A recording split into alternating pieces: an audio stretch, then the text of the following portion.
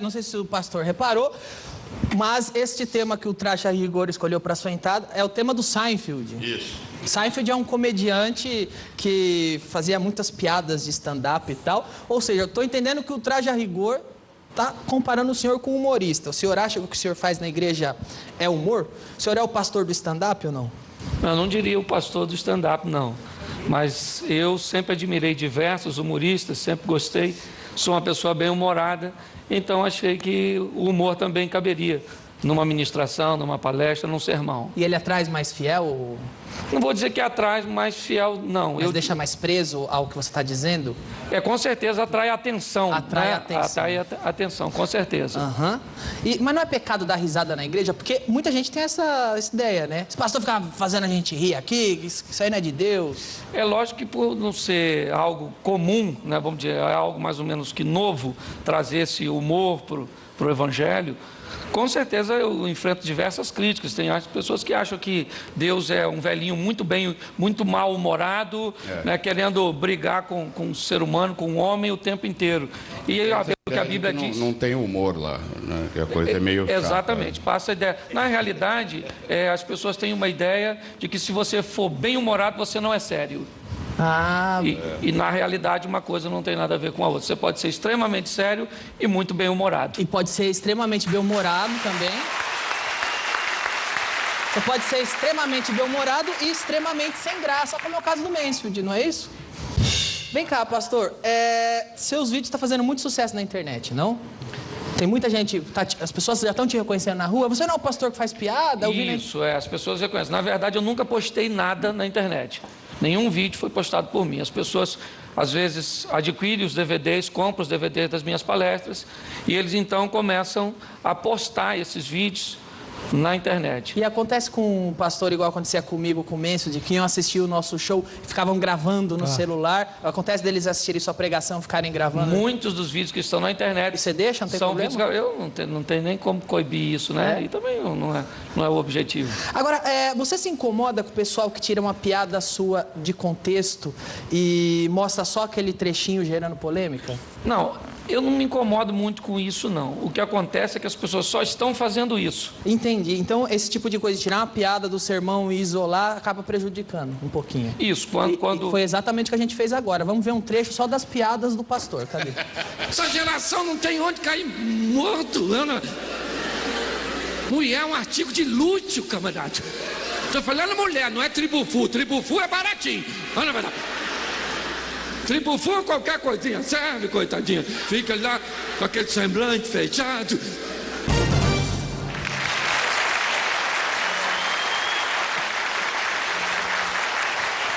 Eu acredito que isso chama um pouco a atenção, porque a Bíblia não é um livro muito engraçado. Quer dizer, no começo, até que tudo começa bem, mas no final, parece que está um apocalipse acontecendo. Então, você acha que Deus tem humor? Eu vejo um Deus muito bem-humorado. Quando eu me deparo com a Bíblia, em diversos, até porque o fundamento das minhas mensagens sempre vem na Bíblia. O princípio é bíblico. Às vezes o humor ele só vem para agregar algum valor, para, às vezes, atrair um pouco mais a atenção. Mas se você olhar para o Jardim do Éden e observar no início, né? Deus, onipresente, onisciente, onipotente, chega no Éden e diz: Adão, onde você está? Ele só pode estar brincando. Não, na verdade. Porque se ele não é onipotente, onipresente, onisciente, como é que ele está perguntando? Onde você está? É ou não é? Então, se você pegar diversos textos bíblicos, por exemplo, Jesus, ele está no Getsemane, aguarda do templo, vem prendê-lo, todo mundo naquela adrenalina, os discípulos com medo, e quando os guardas chegam, Jesus se aproxima dos guardas e diz: posso ajudar? Vocês estão procurando alguém? Então, se isso não é senso de humor, ele chega diante de um tanque, onde está diversas pessoas doentes, ali tem um paralítico, ele se aproxima do paralítico e diz: você quer ficar são? Isso é uma pergunta, se você analisar, não, o que eu vim fazer aqui todo? Não, eu vim aqui de bobeira, só ver os outros ficar curados e eu vou para casa todo dia doente. Perfeito. Né? Aliás, que tem uma piadinha que Jesus fez que só pegou bem porque ele era Jesus. Chegar para um aleijado e falar: levanta e anda. Mas se o cara não levanta e anda, ele está ferrado. Isso é coisa que se fale para um cara desse e tal. Ele chama um cego, por exemplo, que chamava por ele desesperadamente, e quando o cego chega à presença dele, depois de inúmeros obstáculos vencidos, ele diz: o que você deseja que eu faça por você? você. O cego diria o quê? Eu queria um cão-guia, uma bengala magnética, sei lá, alguma coisa desse tipo, entendeu? Então, com certeza, eu vejo muito bom humor em Deus, em Jesus. Eu tenho essa visão bem-humorada. Se as pessoas vão concordar com isso ou não, tem uma frase de Chaplin que eu gosto muito. Se você tivesse acreditado nas minhas brincadeiras de dizer verdades, vocês teriam ouvido verdades que eu tenho em dizer, brincando. Muitas vezes eu falo como um palhaço, mas nunca desacreditei na seriedade das pessoas que ouvem. Então, esse é meu posicionamento. Você, o pastor recorreu ao humor para atrair a atenção ou já era meio comedião mesmo antes? Não, eu tive uma infância muito dolorosa, muito difícil, então me tornei muito introspectivo. Assim que eu me converti, eu comecei a trabalhar com jovens e uma maneira de atrair a atenção da juventude foi colocar o humor. Eu achei que o humor era um grande atrativo e as coisas foram dando certo. Foram acontecendo, não foi nada programado, não. Legal, geralmente é mais engraçado quem não tenta ser engraçadão, né, Marcelo? Quem leva mais a sério o negócio. Vem cá, qual é a sua denominação? Eu sou da Igreja Batista Brasileira. Você converteu quando hoje? Eu me converti em 92. Por quê? Porque passei algumas dificuldades e acabei tendo um encontro com Deus ali, tive uma experiência com Deus, e aí as coisas foram... Deus foi mudando a minha vida, a minha história, me trouxe até aqui. Aí, tá vendo? Aí você acha que Deus escreve certo por linhas tortas, né? Tem coisas que Deus faz e você não entende. Não, agora é tarde, Deus. Vai saber que um dia isso vem pro bem, né? Há 22 anos atrás eu chegava em São Paulo para trabalhar de pedreiro. 22 anos depois eu venho a São Paulo, né? Num programa como o seu, para dizer que Jesus Cristo é o Senhor, aquele que pode mudar a história. Pastor, os vídeos da internet, eles sempre estão relacionados a marido e mulher, até mesmo a sexo, a vida sexual do casal. É o seu tema onde você é especialista? Não, na verdade, como eu te disse, eu comecei trabalhando com jovem e aconteceu de precisar ministrar uma palestra num evento para casais e não tinha ninguém, me colocaram.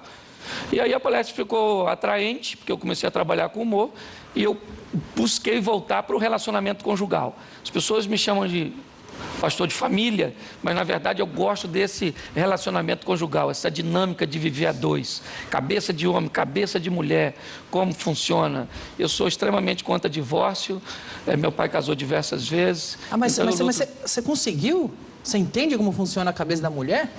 Olha, eu tenho estudado aí durante 18 anos. Já chegou a alguma conclusão? Ainda não. Não? Não. Ainda não? Você consegue tatear no escuro e dar alguma dica? Quando, por exemplo, a mente feminina, ela é muito profunda. O homem é muito superficial. Você chega, por exemplo, um homem chega em casa e os filhos bagunçaram os brinquedos na sala, ele diz, junta tudo, coloca na caixa.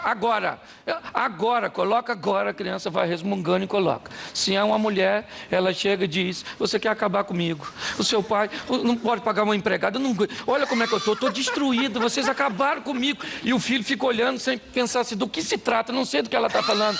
Ela fala durante 20 minutos e ela vai falando, gritando, e no final ela junta os brinquedos e guarda. É verdade. Então, eu costumo brincar, Danilo, que cabeça de homem é como uma área compartimentada. O homem trata de um assunto por vez. É muito comum no diálogo com a mulher, o homem dizer para ela, nós não estávamos falando disso. Porque o homem é assim, se ele vai falar de dinheiro, ele abre a caixa do dinheiro e fala de dinheiro. Exato. Se a mulher for falar da mãe dela, tem que mudar de caixa, porque ele está na caixa do dinheiro. Exatamente. Então o homem é uma caixa de cada vez. Vamos falar de filho? Vamos, deixa eu fechar a caixa do dinheiro. Fechei a caixa do dinheiro, vamos falar de filho. Agora vamos falar de quê? De esporte, deixa eu fechar a caixa dos filhos. Agora vamos falar da sogra, deixa eu abrir o caixão. Deixa eu procurar essa caixa que eu não sei onde eu coloquei. Mas uma mulher não. A cabeça de mulher é um emaranhado de fio, corrente contínua. O tempo inteiro, mulher fala de tudo ao mesmo tempo. E o homem fica olhando para ela, ela diz, você não vai falar nada. Ele pensa, não sei que caixa você está. Não é verdade. A hora que eu conseguir achar a caixa, eu entro no assunto. E a mulherada da tua igreja, ou que assiste seus cultos, suas palestras, elas não chamam de machista, não? Pastor, você é machista? Não, até porque eu não sou machista, não. Defendo demais as mulheres. Entende? Eu acho que isso não é defeito, é acessório. Eu acho que já veio de fábrica, foi Deus que colocou.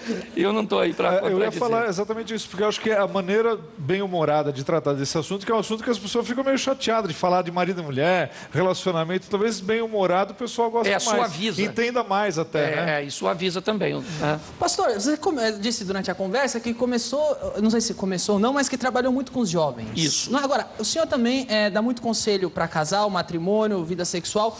Entra ano, sai ano, os jovens continuam com essa mania de fornicar antes do casamento. Né? Vinha a gente pedir conselho para o senhor. Que conselho o senhor tem para jovem que quer fornicar antes do casamento? Não se deve fazer? É uma questão só de saúde? Qual é a visão do pastor? Vamos lá, o Ministério da Saúde adverte que sexo seguro é com preservativo. A Bíblia adverte que sexo seguro é depois do casamento com uma pessoa só. Não é? Hoje isso, onde as pessoas observam mais o prazer pessoal do que a palavra de Deus, né? As coisas ficaram meio, vamos dizer, misturadas. Hoje, por exemplo, daqui uns dias vai acabar vendo um porte fazendo xixi no cachorro e todo mundo achando perfeitamente natural. Por quê? Porque os valores se inverteram e o errado virou certo. Né? O que eu falo sempre para a juventude é o seguinte: você precisa definir se você é o ambiente ou se você é o camaleão. A vida é assim, se o ambiente faz você ou se você faz o ambiente. Hoje, o ambiente tem feito a juventude. Então as pessoas acham normal, está todo mundo fazendo, né? Eu vou fazer também, até porque os jovens gostam muito de aceitação, de ser aceito. Todo mundo gosta disso, para se relacionar. Mas a Bíblia diz que sexo é depois do casamento, não dá para negociar isso. Então, fornicação não dá, é só não alimentar. Você não namora no escuro, namora na frente dos outros. Leva seu pai, seu irmão mais novo. Namora na igreja. Não. Só, com licença da palavra, só broxante. Só broxante. Verdade. Isso aí. O David Banner é fácil de conduzir. O difícil é o incrível Hulk, né, irmão? Então não deixe o Banner virar o Hulk e tá tudo certo. Ok, agora, mas como é que se a pessoa não pode ter experiência sexual antes do casamento, pastor? Como que ela vai saber que está casando com a pessoa certa? Porque não corre risco da pessoa casar, os dois casam virgem, e depois do casamento, quando eles transam, eles falam: eu acho que eu não gostei desse seu lado. E aí fica aquele casamento, que é o casamento gospel, que é aquele casamento que casaram virgem só para não receber bronca do pastor. Então, eu não vou pecar com minha namorada, então para não ganhar bronca de ninguém, eu vou casar com ela, mas depois que casa, as coisas não encaixam. Mas não se você pode ser um observar, prejuízo? por exemplo, a maioria das pessoas que se separam fizeram sexo antes do casamento. Quando as pessoas vêm falar, a primeira pergunta que eu faço é: qual era a vida sexual de vocês? Não, nós já tínhamos uma vida. Então as pessoas, numa expressão vulgar, experimentaram antes da hora, e mesmo experimentando, né, porque o grande vilão hoje não é o sexo, o grande vilão é a incompatibilidade de gênero. Entende? Esse que é o que mais separa casais hoje, é a incompatibilidade. A gente não combina, não funciona, não... Entende? Mas o sexo é o terceiro. Primeiro vem a incompatibilidade de gênero, depois vem o dinheiro e depois o sexo. Então, quando o assunto é jovem, eu tenho que falar, porque não dá para eu negociar com isso, certo?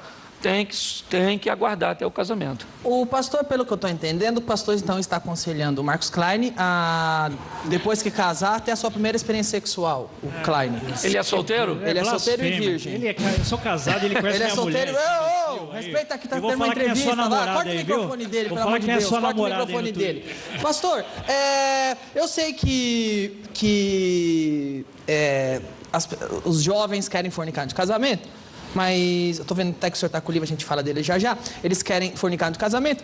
Mas o que a Bíblia, quem segue a Bíblia vai tentar fazer é não fazer isso. Certo. Não é? E talvez por isso eles achem um outro atalho para conseguir uma coisa parecida com sexo, que talvez não seja bem sexo. E é isso que eu vou perguntar para o senhor agora, através do nosso joguinho Peca ou Não Peca? Peca ou não peca? Vamos lá, pastor. Eu quero saber se peca ou não peca. Primeira dúvida, a pessoa que antes do casamento canta no karaokê. Ela peca ou não peca? Peca. Peca. Peca. Não pode cantar com o microfone. Não pode. Não pode cantar, peca.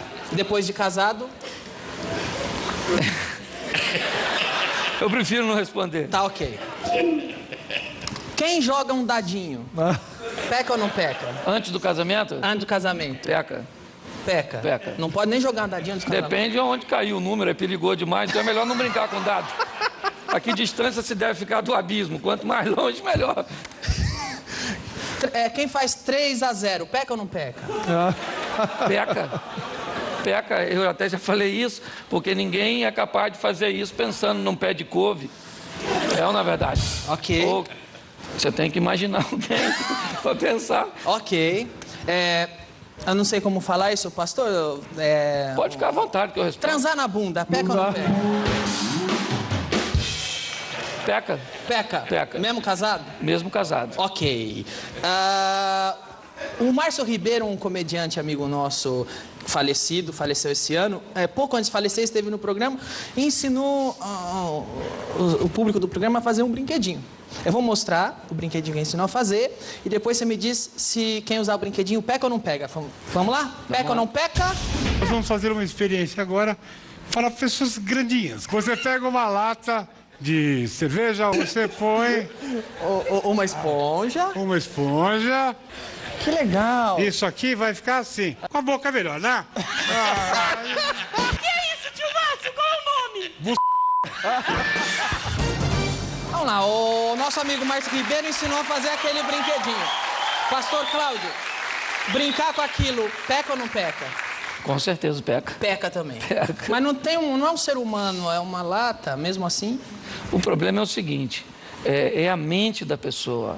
Hoje, por exemplo, essa sensualidade está bombardeando todo mundo. Então está tudo precoce demais. Ninguém hoje fica grávida uma adolescente por minuto no Brasil. Grande parte delas, né, são mães solteiras, até porque adolescentes, o garoto que engravidou não tem condições de manter. Então, olha para onde a sociedade está caminhando. Então, o que a gente busca é trazer um equilíbrio sexual. Hoje vai vender sapato para uma mulher pelada, perfume para uma mulher pelada. Você abre uma revista, uma mulher pelada. Você vai ler a Bíblia online, de repente aparece lá a foto de uma mulher pelada. Ainda escrito, clique aqui. Não é verdade? Não é? Eu imagino uma pessoa casada que sai na rua, outdoor, mulher pelada. Não? Pega o ônibus, cartaz de mulher pelada, né? Tá no ponto de ônibus, cartaz de mulher. Chega em casa, fala agora pra mulher e fala: amor, vou dar um rolê na rua de novo. Você me falou que tem homem fruta, mulher fruta, é homem banana e mulher abacaxi? Foi uma mensagem que eu fiz sobre homem banana, mulher abacaxi. O que seria isso? Foi uma passagem bíblica que eu peguei um homem banana, um homem que a mulher mandava nele, um homem está igual o mico leão dourado, para ver só em cativeiro. É uma espécie de extinção, daqui um dia vamos chegar aí no museu alguém vai falar aquilo ali é um tiranossauro rex e logo depois vai ter um homem em pé porque está difícil de ver homem, não é?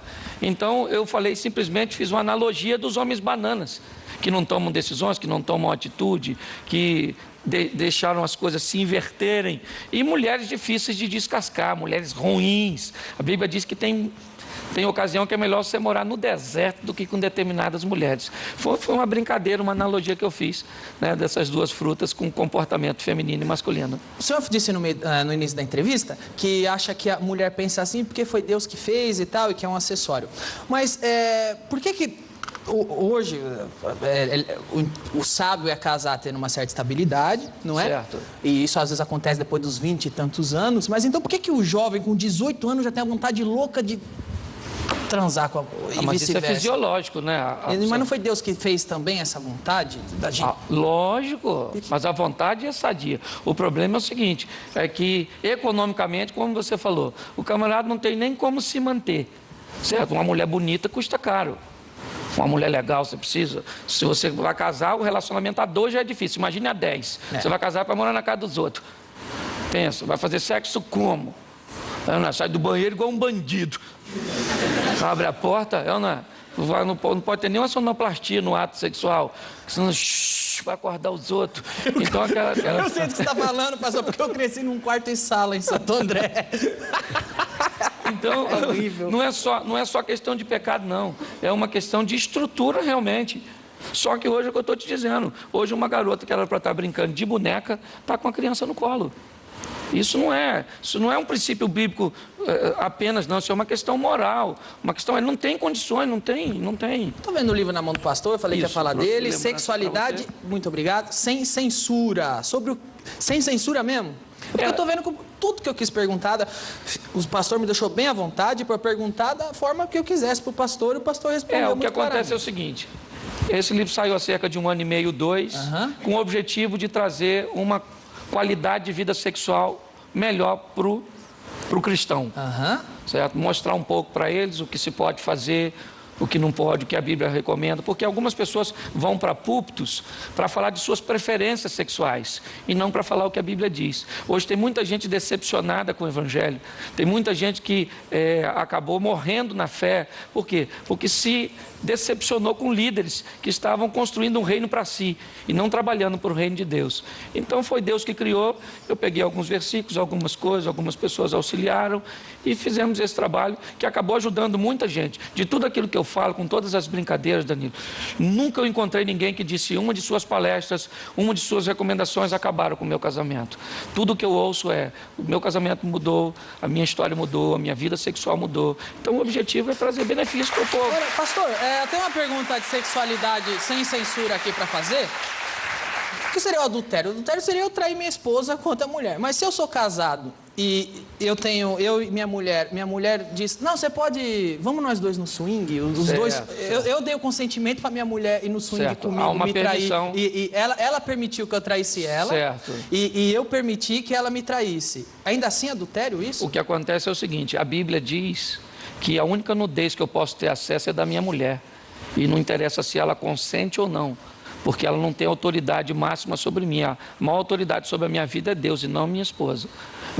Então eu acho que isso é uma coisa que deveria ser conversada previamente. Por isso que eu acho que a coisa mais importante no relacionamento, mais do que o sexo, é o diálogo. O Danilo ficar olhando, por exemplo, a minha revista, acho que não. Olha, não deixe os jovens da sua igreja ver isso, tá, pastor? Isso aqui é horrível, tá bom? Pastor, agora, você tem um conselho para lidar com TPM? Rapaz, TPM é um negócio complicado. Eu daria um versículo bíblico para TPM. Fugir da aparência do mal. A mulher está com TPM, deixa ela quietinha. Na verdade, vai embora, vai dormir, vai jogar tênis, futebol, vai fazer alguma coisa e deixa esse negócio passar, porque como é que vai fazer? Alguns homens acham que isso é besteira, mas alguns deveriam simular um dia uma menstruação. Então, só para entender, só a menstruação em si, pegar um absorvente, colar em si, andar com aquilo de 5 a 7 dias colado. Tá certo. Talvez ele ia entender um pouco, né? Que isso se dá, e ainda se dá o luxo de não poder usar um OB.